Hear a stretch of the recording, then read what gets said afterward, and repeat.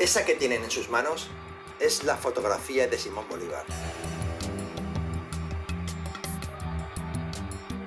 Él, junto a Santander, Nariño, Caldas, La Pola, Manuelita, Antonia Santos y un sinnúmero de desconocidos e invisibilizados, hombres y mujeres a quienes la historia y el país les deben mucho, es el principal responsable de la independencia de la Nueva Granada, hoy llamada Colombia. Su misión, si deciden aceptarla, es contar a través de una obra de teatro qué pasó en la independencia, contextualizando cómo era la vida en la Nueva Granada alrededor de 1819, año en que se dio la batalla de Boyacá, con la que este país, su país, tíos, selló la independencia de la corona española. Buena suerte, muchachos. Esta grabación se autodestruirá en 3 segundos.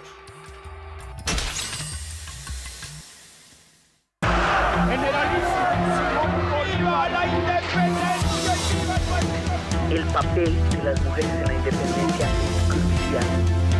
El pueblo que le ha hecho resistencia A la hora del relato, a la hora de los personajes en la historia.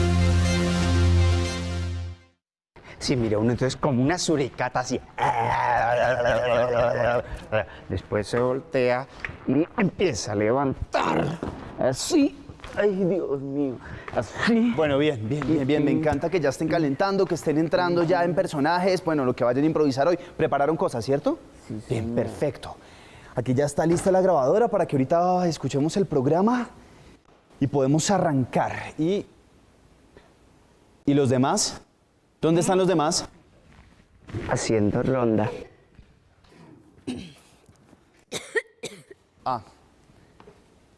Bueno, ya que estamos completos, tengo una buena noticia. La buena noticia es que todo el tema de las mujeres en la independencia fue un éxito. Tenemos mucho material para trabajar.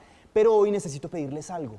Y es que hay 2 enfoques que no podemos perder. Ni el étnico, ni el de género. Porque es que las mujeres, los negros, los indígenas han sido olvidados, han sido ninguneados. A veces no se les encuentra muy claramente en los relatos históricos. Y eso no puede pasar. Así que en las improvisaciones y en las cosas que propongan y lo que investiguen, Fabiño, tienen que estar esos 2 enfoques. ¿Listo? Género y étnico. Sí, a mí sí me parece eso muy importante, Charlie, porque yo nunca he sido racista ni he discriminado a nadie. ¿Sabe que si no tenemos, Charlie, indígenas? Porque mujeres, hasta de mentiras. Ay, mi hijita, usted podrá no vivir en ningún resguardo indígena ni en ningún palenque, pero con esa estatura y esa cara de india no se la quita nadie. Pues sí, soy indígena y a mucho honor y boyacense. ¿Y qué? Bueno, no. ¿Sabe qué? Mire, lo que pasa, Charlie, es que aquí a todos nos corre sangre indígena. Sí, es verdad. Sí, lo que pasa es que se nos olvida y creemos que somos de sangre azul o de la realeza europea. Sí, es cierto, lo que dice la iglesia. chimba. Bueno, ya no más. Uno no puede estarse ofendiendo con cosas de género, con palabras, diciéndole indio al otro. Es importante que reconozcamos que por nuestras venas corre sangre indígena y que eso es parte de la historia. Bueno. Positivo. Sí, Charlie. Yo tengo aquí anotado todos los pueblos que sobreviven, porque a la mayoría los arrasaron. Sí. Y también tengo anotado las lenguas que sobreviven. Claro, y todos esos datos son importantes. Pero más bien concentrémonos en el tema de hoy. ¿Les parece? Charlie, ya va a empezar el programa de Diana. Ahí, vamos a ponerlo.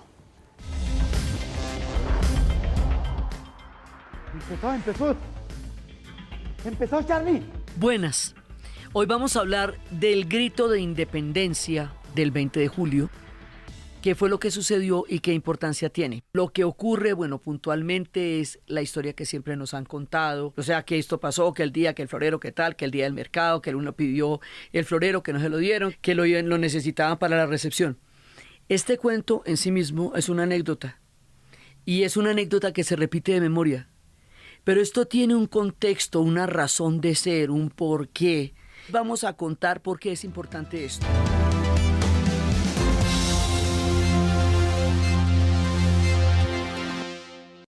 Uy, Charlie, ¿sabe qué? A mí me gustaría ser de florero. Ay, no, ahora la diva quiere hacer de florero. Eso ya es mucho deseo de protagonismo, neurótica. Pues mire, ¿saben qué? Es que uno en teatro puede hacer también un objeto, ¿sí? Ustedes como no han hecho teatro como yo, o en cine como el objeto oscuro del deseo. Mejor dicho, uno puede hacer lo que quiera, eso tiene un significado, ¿cierto? ¿Sí o no? Yo quiero hacer algo surrealista. Ay, no, concentrémonos, por favor. Lo que ocurre, bueno, puntualmente es la historia que siempre nos han contado, que era una recepción para don Antonio Villavicencio, que los hermanos Morales fueron a donde Llorente en un día de mercado, que era viernes, y le pidieron prestado un florero para la recepción, que él se negó a prestar el florero, y que a partir de ahí se formó una pelea, y que la pelea caldeó los ánimos y que el pueblo participó en estos ánimos caldeados en el día de mercado. Igual yo creo que en las escuelas y en los colegios nos explicaron muy bien cómo era todo esto del Día del Florero y de la Independencia, ¿no? Yo creo que a quién no se lo explicaron en el colegio. A mí me enseñaron muy bien en la escuela lo del florero de Llorente. ¿Quiere que se lo cuente? Florecita, ¿a usted se lo enseñaron o lo vivió? Porque usted es como de ese siglo, ¿cierto? Ay, no, la pollita. Ay, no, pues no tanto la pollita, pero por lo menos sí un bicentenario más joven que ustedes. Pero un bicentenario mal vivido. No, ¿y a usted le consta o qué? No, ya, dejemos la pendejada. Y más bien miremos a ver qué fue lo que pasó el 20 de julio de 1810, que era viernes, día de mercado en la Plaza de Bolívar.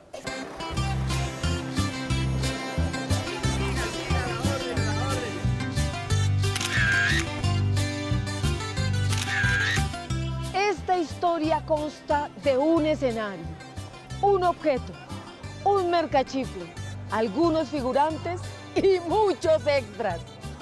El escenario es esta casa, ubicada en una esquina de la Plaza de Bolívar, en la carrera séptima con calle 11, en Bogotá. La casa tiene en sus orígenes un poco más de 400 años. Pues es una casa que de alguna forma representa también la manera como los bogotanos vivían en ese momento. Es arquitectura colonial, llegada de España. Entonces, son casas que no superaban los 2 pisos. Normalmente en el primer piso había una tienda, como efectivamente sucedía en esta, y el propietario de la casa pues vivía en el segundo piso con un balcón que se abría hacia la plaza, como efectivamente está. Ya si la casa es exactamente igual a como está hoy en día, no. Quedó olvidada en un momento y ha tenido varias intervenciones, restauraciones. De hecho, el balcón en el que estamos en este momento parados no es el balcón original de la casa. Este balcón lo trajeron desde Nariño porque el que tenía originalmente la casa estaba absolutamente destruido. El objeto es este florero, que a mí me parece muy bonito. El florero como símbolo se ha ido construyendo a lo largo de los años. Y se ha ido construyendo y convirtiendo en un referente poderosísimo de un grito de independencia. Y entonces, cuando uno habla con los investigadores y estudiosos, pues se va dando cuenta que pues, las cosas no son tan así como las contaron a uno cuando estaba en el colegio. Nosotros tenemos un objeto material a partir del cual podemos encontrarnos en un relato histórico. Pocas veces las revoluciones lo tienen como tal. Entonces, el valor que tiene es el ícono de podernos remitir a un objeto a partir del cual se desarrolla un relato. Bueno, sigamos. Y está un señor que es como el malo de la película, con el que no podemos reconciliarnos. Don José González Llorente. Chepe Llorente. Él era un español comerciante, nacido en Cádiz, y él tenía un negocio en el primer piso de la casa, y ahí se la rebuscaba vendiendo telas, libros y objetos decorativos. Estaban los Morales, don Francisco y sus hijos Antonio y Francisquito, unos comerciantes bogotanos de la clase alta. O sea, unos criollos cachaquísimos, ala. Bueno, de los hermanos Morales les puedo contar que ellos fueron personajes secundarios del denominado Día de la Independencia. Ellos fueron los escogidos por los promotores de la revolución para que vinieran y se la montaran aquí a Llorente, que tenía su negocio allí en la esquina. Imagínense que llegan los Morales a la casa de don González Llorente para pedirle prestado el florero en homenaje a ese señor Antonio. Buenas. Buenas, Bessie, ¿cómo le va? ¿Cómo le va? ¿Qué tal, Bessie? Qué gusto saludar y ser saludado, ¿no, Bessie? Venga, ¿usted de casualidad no tendrá un florerito por ahí que no nos quiera prestar? Es una reunión que tenemos. ¿De casualidad? Un ágape. El tema del florero de Llorente se planeó en el Observatorio Astronómico donde el sabio Caldas. Esto se planea tal cual. Vamos a recibir a vamos a tener tal recepción, vamos donde Llorente, le pedimos el florero, él no lo presta, incluso tenían plan B si no lo prestaba, porque tal que se pusiera querido ese día y dañar el parche. Algunas versiones dicen que cuando fueron a pedir el florero, Llorente se emberracó y los mandó para la Dania. Otros dicen que muy cortésmente le dijo que no, pero de todas maneras uno de los Morales le dijo y le advirtió: o nos presta el florero o le pego en la cara, y se armó la trifulca. ¡Eso, golpe! ¡Eso, golpe! ¡Están dando! ¡Se están dando! ¡Ah, bravo! ¡Dale, dale! ¡Como para pelear! ¡Ay, no! ¡Pégale! ¿Pero qué pasa? ¿Qué pasa, pelea? ¿Sabe qué? ¿Sabe qué? Me cago en los americanos y no se los presto. ¡Se va a hacer todo este... ¡Ay! ¡Come el Capi, Lora! ¡Oh! ¡Derrótalo! ¡Vamos, defiende la corona! ¡Golpeado! ¡Golpe! ¡Te vas a dejar de un americano! ¡A ver! ¡Ah, bravo!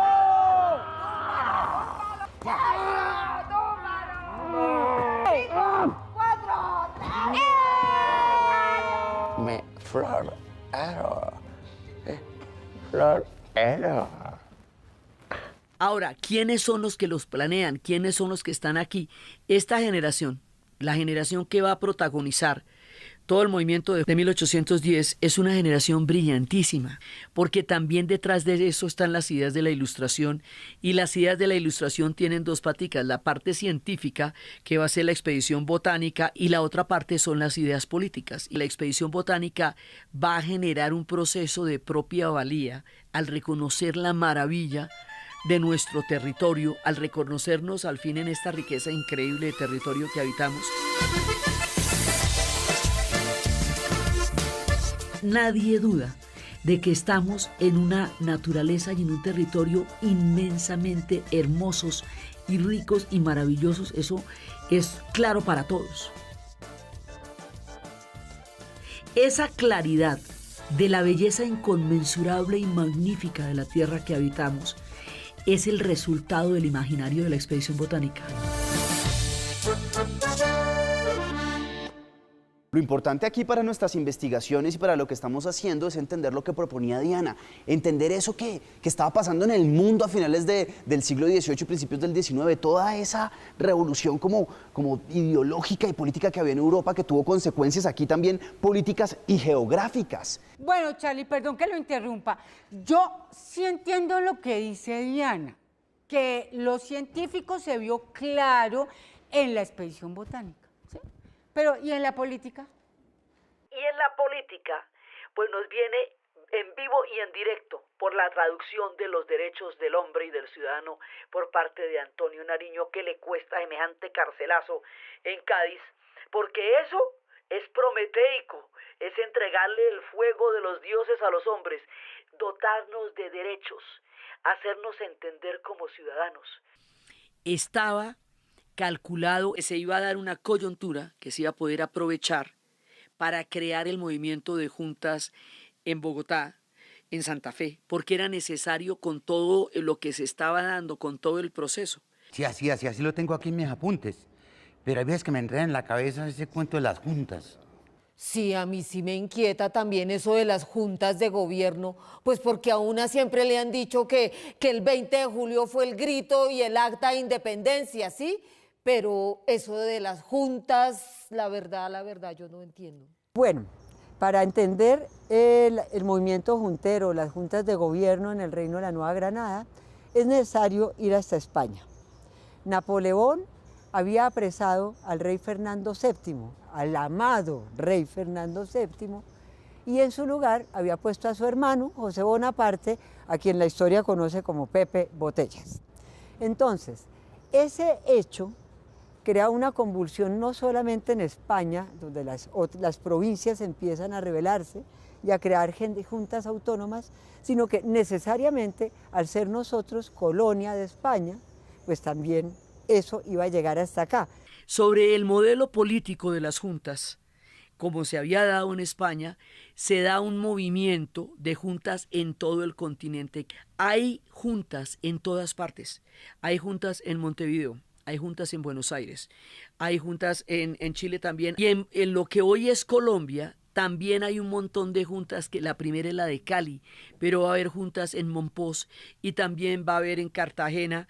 Es decir, el movimiento de juntas va a atravesar todo el continente. Y es en ese momento cuando tiene lugar, y en ese contexto, el tema del florero de Llorente de Bogotá. Lo que ocurre aquí, en Santa Fe de Bogotá, la capital del virreinato, es que se va a fraguar la reyerta para el 20 de julio de 1810, esa pelea que será el pretexto para que se arme un gran movimiento tremendo para arrastrar al pueblo, y se establece la Junta de Gobierno de la provincia de Santa Fe de Bogotá.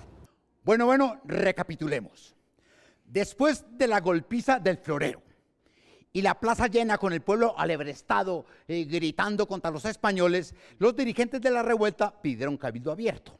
Las palabras de don José Acevedo y Gómez, el tribuno del pueblo, son muy importantes porque el tema legal aquí hace la diferencia. Una cosa es que usted se proclame como junta, que es lo que está pasando en todo el continente, y otra cosa es que usted quede como amotinado. Entonces decía, si la gente se corre ahora, si se va para la casa, si se arrepienten, si no nos mantenemos en lo que estamos, pueden pasar después como amotinados y los ahorcan a todos. Imagínese toda la gente reunida toda la noche enfrente esperando a ver qué pasa. Pues estaban ya mamados, dijeron, no, pues nosotros más bien nos vamos y mañana nos enteramos. Entonces empezaron a dispersar. Aparece entonces José Acevedo y Gómez. Se asoma al balcón y dice estas palabras. Si dejáis escapar estos momentos de efervescencia y calor, si dejáis escapar esta ocasión única y febril, seréis tratados como sediciosos. ¡Ved los grillos! ¡Ved los calabozos! ¡Ved las cadenas que os esperan! Ya entrados en gastos, esto nos tenemos que ir es para un movimiento de juntas que se legitime como todos los demás movimientos de juntas que estaban actuando en ese momento en el continente. Ese es el sentido de las palabras de Antonio Villavicencio. Hacerle caer en cuenta a la gente de lo que se estaban jugando, y lo que se estaban jugando pues era el cuello, porque si no lo hacen como toca, los tratan de amotinados. El amotinamiento en ese momento tenía la horca. Si uno contrastara un poco los movimientos junteros de la Nueva Granada, tendría que decir que, por ejemplo, el que sucede aquí en Santa Fe de Bogotá, capital del virreinato, pues es un movimiento bastante como tibio, podríamos decirlo. La de Santa Fe no tenía una posición frontal de independencia en ese momento. Era algo que se podría pensar, porque no se estaba planteando de frente. Los movimientos de juntas tienen diferentes matices. Hay quienes de entrada plantearon una independencia total de España, que es el caso de Buenos Aires, la de Monpós también, la de Cartagena también. Esos ya se van es de pa' independencia de una. En primer lugar, aquí nunca se dio el grito de independencia de la Nueva Granada. Se independizó la provincia de Santa Fe, pero a través de un acta de revolución contra el rey francés que Napoleón había puesto en España. Ellos amaban a su rey español. Los criollos y los españoles de aquí no se querían independizar de ese rey español, pero no querían al rey francés. No fue un grito ni se firmó el acta de independencia. Pero la Junta sí empoderó, le dio poder al pueblo para ya el 7 de agosto de 1819, ahí sí celebrar la independencia. Yo me siento engañada porque desde chiquitica izando la bandera. ¿Ah? En la escuela celebrando el grito de la independencia el 20 de julio y no fue así. Ay. Muchachos, estoy pensando en las improvisaciones y en todo lo que han investigado y creo que vamos muy bien para entender lo que fue el grito de independencia. Iniciamos un muy buen camino hacia lo que fue todo lo que sucedió en 1819. Esta historia fue reinterpretada, eso también es importante. Después, cuando al final de todo este termine siendo un país centralista, se reinterpretará la historia a partir del centro y el movimiento del 20 de julio y del florero tendrán la importancia casi única de un movimiento que se dio en todo el país. Pues a mí personalmente lo que más me sorprende para el caso colombiano es que nos expliquen que todo el proceso de independencia se originó por romper un florero. O sea, yo creo que de toda la historia lo más bobo me parece que es eso. Digamos, como difícilmente vas a encontrar un país que lleve un objeto a que desencadene un proceso de independencia como el nuestro. Los turistas vienen a ver el florero y se preguntan, bueno, ¿cómo así que por un florero se hizo la independencia? Entonces nosotros les contamos que hizo parte del proceso de independencia y se convirtió en un símbolo. Y queda el tema del florero como un relato fundacional. Esa historia es importante, sin duda, pero hay que contextualizarla o si no nos quedamos en la anécdota y nos quedamos que si el florero, que si al fin se cascaron, que si no se cascaron, que qué se dijeron. La importancia de lo que hicimos es declarar un acto político. Ese acto político es nuestra primera manifestación, nuestro primer manifiesto, nuestra primera presentación como un pueblo que está buscando su propia autonomía política. Es el nacimiento político de nosotros como proyecto de nación. Ese día empezamos un camino hacia construir un país, hacia construir nuestro país, pero parece que no lo hemos encontrado, porque en vez de celebrar nuestras diferencias, las acentuamos y las castigamos. Parece que más que celebrar independencias, estamos celebrando bicentenarios y ya.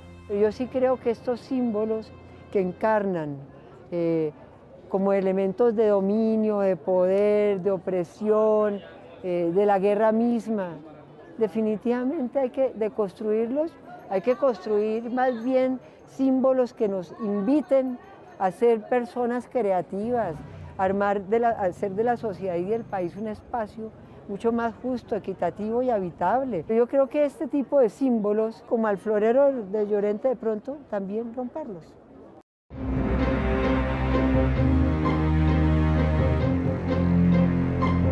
El 20 de julio tiene la importancia de ser como el ícono, porque así son los relatos fundacionales de los pueblos. Pero esto, como les estábamos diciendo, tiene un contexto. Y eso era lo que les queríamos contar hoy.